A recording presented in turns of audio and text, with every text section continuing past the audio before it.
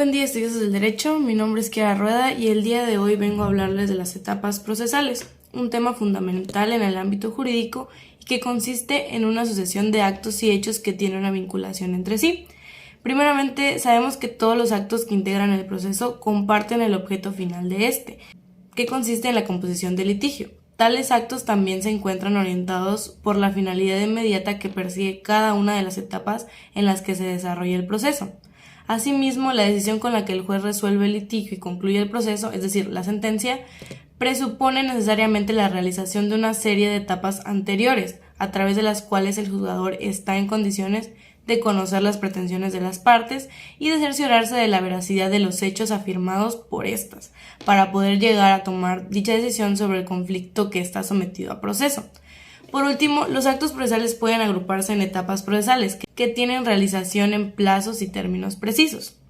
Estas etapas se engloban en 3 diferentes periodos, los cuales son 1. El preliminar, 2. El de instrucción y 3. El de juicio. El contenido de esta etapa preliminar puede ser la realización de a.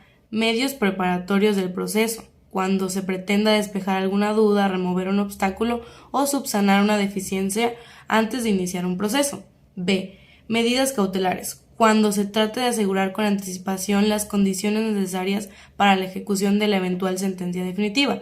O C. Medios provocatorios, cuando los actos preliminares tiendan precisamente a provocar la demanda.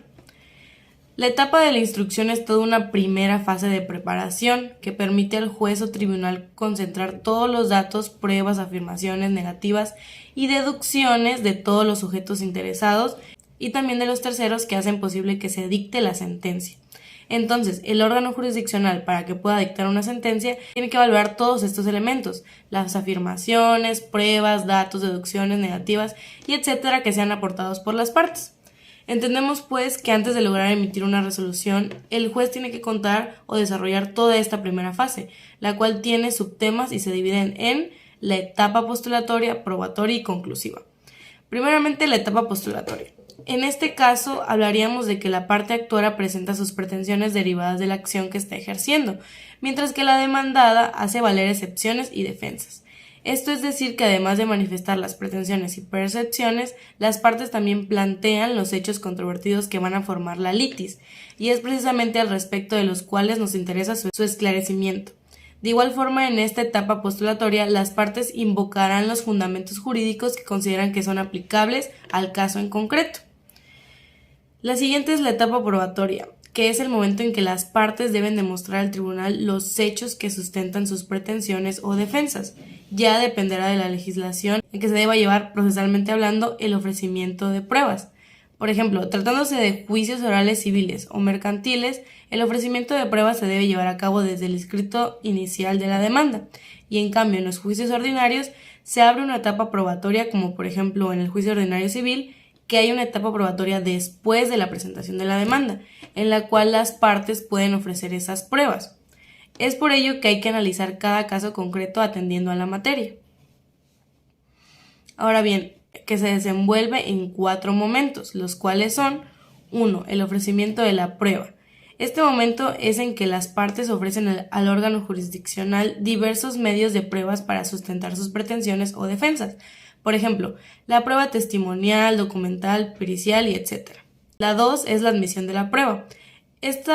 Mediante esta, el juez califica la legalidad de la recepción de la prueba para que éstas, ya desahogadas en el juicio, puedan calificarse de idóneas y demostrar las pretensiones o defensas de las partes. De esta forma, el juez tendrá que, entre otras cosas, verificar que las pruebas ofrecidas por las partes estén relacionadas con los hechos que conforman la litis, porque si son pruebas ociosas o que no están relacionadas con esas litis, seguramente serán desechadas. La 3 es la preparación de la prueba. El tercer momento en esta etapa probatoria se lleva a cabo una vez que el juez haya admitido las pruebas, pues podrá ordenar que para el desahogo de las pruebas se lleven a cabo determinadas diligencias, porque es importante que el juez tome estas medidas con el fin de que se materialice el desahogo de las pruebas habladas anteriormente durante la audiencia. Ahora bien, el desahogo de la prueba como tal es el último momento de la etapa probatoria, y este acto se lleva a cabo mediante la audiencia pública en la cual el juez apreciará a través de sus sentidos los órganos o los medios de prueba que fueron ofrecidos y admitidos a las partes para que éstas puedan demostrar sus pretensiones y defensas. En este caso, pues el juez podrá escuchar a testigos o peritos o a las propias partes para conocer de primera mano la forma en que brinden sus declaraciones y obviamente el contenido de estas declaraciones. La etapa conclusiva de alegatos es la última de la instrucción y consiste en los argumentos que son emitidos por las partes una vez que ha concluido el desahogo de la prueba. Es decir, una vez que se desahogan las pruebas ofrecidas por la parte actora y las pruebas ofrecidas por la parte demandada, cada una de ellas estará preparada para emitir sus alegatos con la finalidad de convencer al órgano jurisdiccional de que emita una resolución favorable a sus intereses, y el abogado de la parte actora o el abogado de la parte demandada probablemente construya sus argumentos con base en el desahogo de las pruebas que se llevó a cabo durante la audiencia. Finalmente entramos al periodo de juicio, pues eventualmente puede presentarse una etapa posterior a la conclusiva, que inicie la segunda instancia o el segundo grado de conocimiento cuando una de las partes o ambas impugnen la sentencia. Esta etapa impugnativa de carácter eventual tiene por objeto la revisión de la legalidad del procedimiento de primera instancia o de la sentencia definitiva dictada en ella. Consta de la revocación, la apelación, que puede ser ordinaria o extraordinaria, y el juicio de amparo. Y finalmente llegamos a la etapa de ejecución o la etapa ejecutiva, que pues mediante esta etapa se busca que la decisión final del juez, o sea la sentencia, se cumplan a fin de que los fines del proceso se hagan realidad. Y esto es todo en las etapas procesales y en cómo se desahoga un juicio procesal civil.